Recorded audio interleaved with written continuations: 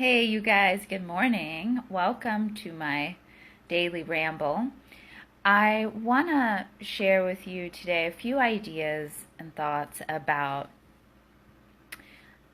what is our legacy, what is the impact and purpose of our lives.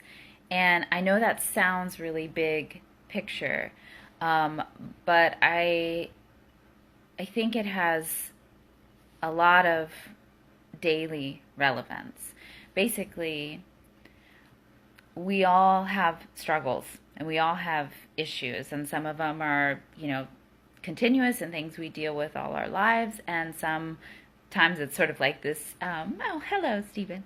Sometimes it's like this revolving door of things that we are struggling with.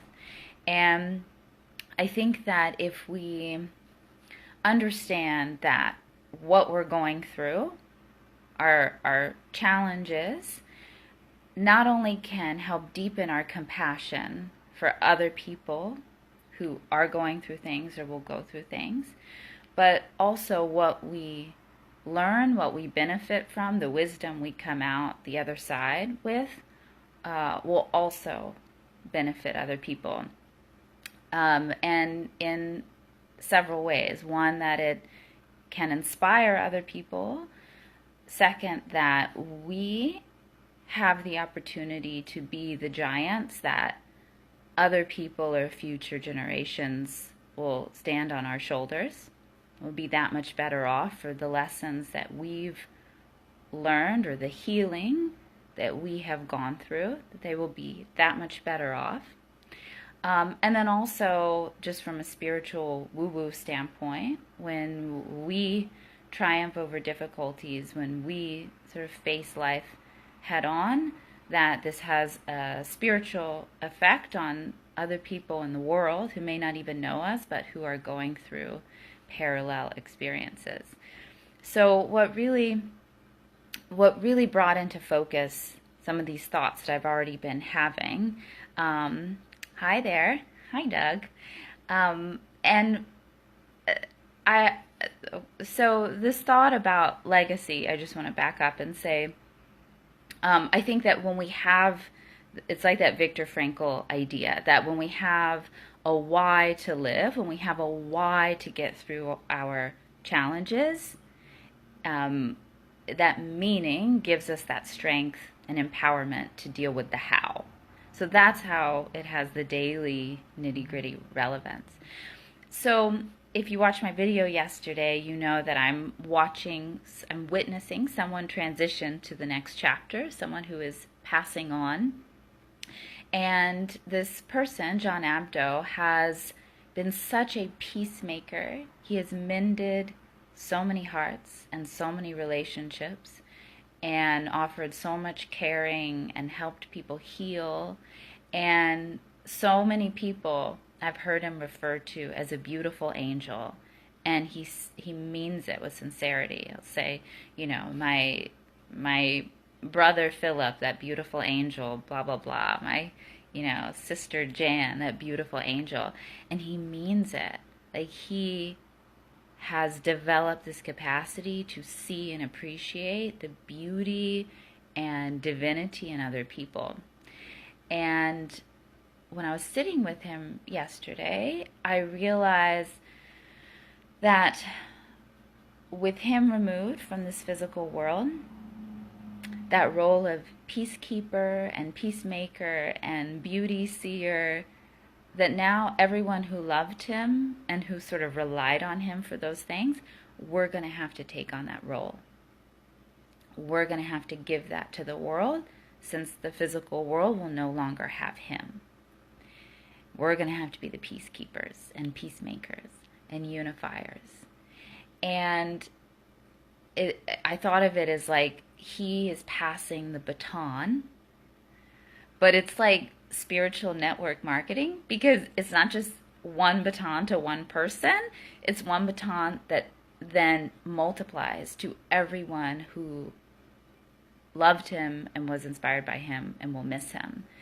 And so the way we choose to live our lives impacts other people and what they're inspired by, and then future generations, and then future generations. And so I just realized, like, wow, even if you're not a spiritual person, even if you don't believe in like an afterlife, there is no denying that our impact lives on, and we don't have to be like crazy wealthy and like leave foundations and that have our name on it. Even if no one knows where these qualities of beauty and kindness and stuff have come from, like, it spreads through different generations. And back to sort of the how I open this video, like, I'm sure John struggled to develop those qualities. I'm sure he had health issues and challenging relationships and all these things that helped refine these beautiful qualities. And so likewise, when we're in the midst of being refined, we can remember that these things will impact other people. And like, I've had conversations with women who have struggled with like health issues and body image issues and eating issues, and we've talked about how, like, them working through these things will then empower them to be able to influence future generations of women, whether it's their children or just other people's children and women they encounter, to have healthier perceptions and relationships with food and whatever. So that's just like a concrete example of how when we struggle with something and learn it, then we can offer that and be the giants, you know, that future generations stand on. And then that woo-woo idea about the spiritual impact of us moving through our own challenges and reaching the light on the other side. Some of you may know the American Buddhist nun Pema Chodron, who's amazing. In this book, Comfortable with Uncertainty, she talks about how, like, emotional pain and struggles are just a part of being alive, and the issue is trying to run away from it, because that's when we act out, or that's when we withdraw, or that's when we try to numb and self-medicate. And even spiritual practice can be a way to try to avoid pain.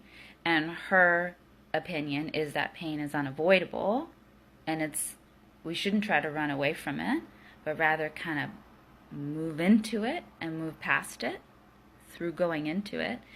And she suggests sort of meditating when we're in the midst of feeling something we don't really want to feel, to remember that other people feel this way.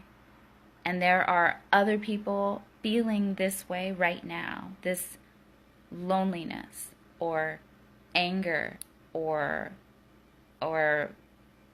physical discomfort, like whatever it is, there are other people feeling this way right now.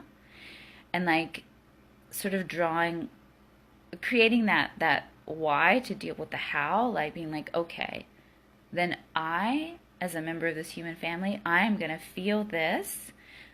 Yes, yeah, he is. John Abdo is passing away. Doug, I don't know if you live in San Antonio, but I can give you the information to visit him if you want. So message me if you want that information, Doug. Okay, so we sort of spiritually volunteer to, like, I'm going to go into this feeling and I'm going to feel this so hard that I could, like, help other people not have to feel it. And I don't mean that in a way that, like, we take on psychic baggage and hold on to it. It's just like an embrace of this feeling. And I've always thought that was a really fascinating idea. And I actually practiced it recently, and it was pretty amazing. It was pretty amazing to recognize that I was having the feels. And instead of trying to do whatever I might do to avoid it, like just to go into it and let it connect me with other human beings, it really did help sort of pop that balloon. It was really interesting. So, good luck, my friends. Being in touch with your why to live, and let's let that make our lives more beautiful and rich. Thanks for hanging out with me, you guys. Bye.